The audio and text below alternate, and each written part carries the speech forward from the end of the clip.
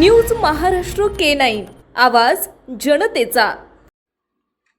छत्रपती संभाजीनगरमध्ये अनुसूचित जातींसाठी असलेल्या रमाई घरकुल योजनेत मोठा गैरव्यवहार झाल्याचा आरोप करण्यात आलाय।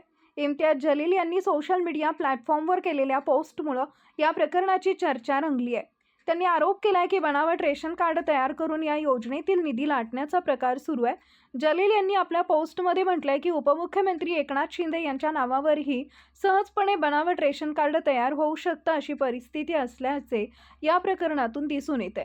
त्यांच्या म्हणण्यानुसार अशा बनावट कागदपत्रांच्या आधारे अनुसूचित जातींसाठी असलेल्या घरकुल योजनेतील कोट्यावधी रुपयांचा निधी लाटला जातो आहे। हा कथित घोटाळा रमाई घरकुल योजनेअंतर्गत होत असल्याचा दावा त्यांनी केलाय। ही योजना अनुसूचित जातीतील गरजू कुटुंबांना घरकुल उपलब्ध करून देण्यासाठी राबवली जाते। मात्र या योजनेचा गैरवापर करून काही जणांनी आर्थिक फायदा घेतल्याचा आरोप करण्यात आला आहे। जलील यांच्या पोस्टनुसार या प्रकरणात काही स्वयंघोषित दलित नेते तसेच समाज कल्याण विभाग आणि छत्रपती संभाजीनगर महानगरपालिकेमधील काही कर्मचाऱ्यांचा सहभाग असल्याची शक्यता व्यक्त करण्यात आली आहे। कर्मचाऱ्यांच्या मार्फत बनावट कागदपत्रे तयार करून सरकारी निधी काढण्यात येत असल्याचा गंभीर आरोप त्यांनी केलाय। या आरोपांमुळे शहरातील राजकीय आणि प्रशासकीय वर्तुळात खळबळ उडाली आहे।